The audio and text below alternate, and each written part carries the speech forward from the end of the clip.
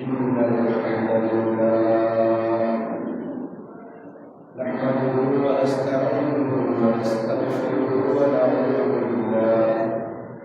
ونعوذ بالله من شرور أنفسنا ومن سيئات أعمالنا من يهده الله فلا مضل له ومن يضلل فلا هادي له وأشهد أن لا إله إلا الله وحده لا شريك له وأشهد أن محمدا عبده ورسوله صلى الله عليه وعلى آله وأصحابه وبارك وسلم. يا أيها الذين آمنوا اتقوا الله حق تقاته ولا تموتن إلا وأنتم مسلمون.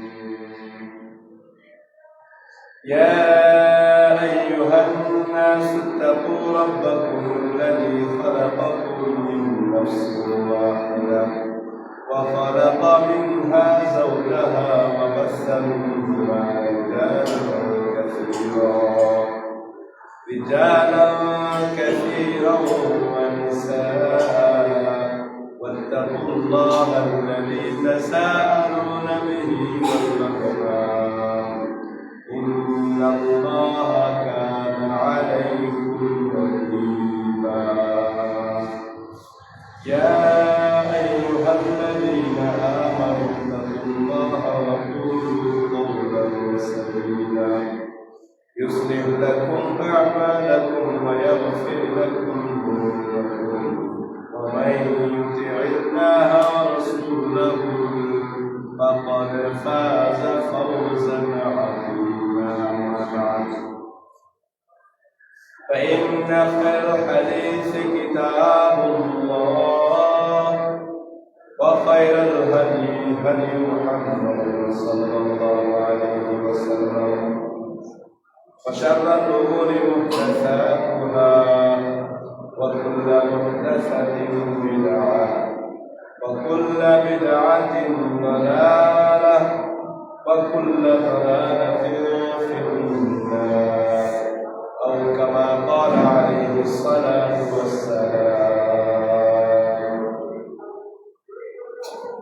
মসজিদে উপবিষ্ট অত্র মসজিদের সম্মানিত দিনদার ইমানদার মুরব্বী মুসল্লিয়ানে কিরাম ও আমার প্রাণপ্রিয় যুবক ভাইয়েরা, পর্দার আড়ালে সম্মানিতা মা ও বোনেরা, লোক চক্ষু আড়ালে জিন জাতি ভাই বোনেরা, সর্বপ্রথম আমরা সেই আল্লাহ শুকরিয়া আদায় করি যে আল্লাহ সুবহানাহু ওয়া তাআলা আমাদেরকে দয়া করে অনুগ্রহ করে তার প্রিয় জায়গা মসজিদে আগে আগে আসা বসা কিছু বলার ও শোনার তৌফিক দান করেছেন। এই জন্য আমরা আমাদের অন্তরের অন্তরস্থল থেকে মহান আল্লাহর শুকরিয়া আদায় করি, আলহামদুলিল্লাহ। অতঃপর আমরা আমাদের প্রিয় নবী, প্রিয় রাসূল, প্রিয় ইমাম, প্রিয় আদর্শ নেতার প্রতি সংক্ষেপে দরুদ পাঠ করি, সাল্লাল্লাহু আলাইহি ওয়াসাল্লাম।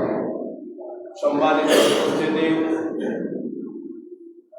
রমজান মাস একেবারেই নিকটবর্তী। এরপরে জুমা হলো আমাদের রমজানের প্রথম জুমা। আমরা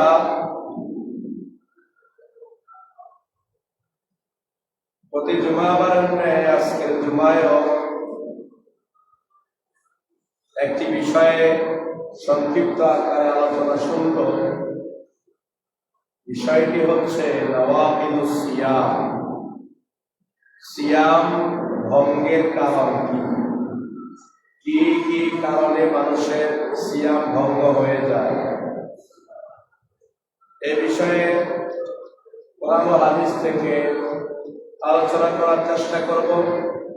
আল্লাহ সুবহানাহু ওয়া তাআলা আমাকে বলার এবং আপনাদেরকে মনোযোগ সহকারে শোনার ও মানার তৌফিক দান করুন। আল্লাহুম্মা আমিন। সম্মানিত উপস্থিতি, সিয়াম ভঙ্গ হয়ে যাওয়া যতগুলো কারণ রয়েছে তার মধ্যে এক নম্বর কারণ হচ্ছে রমজানে সিয়াম রেখে দিনের বেলায় যদি কোনো মানুষ যৌন মিলন করে তখন তার সিয়াম ভঙ্গ হয়ে যাবে।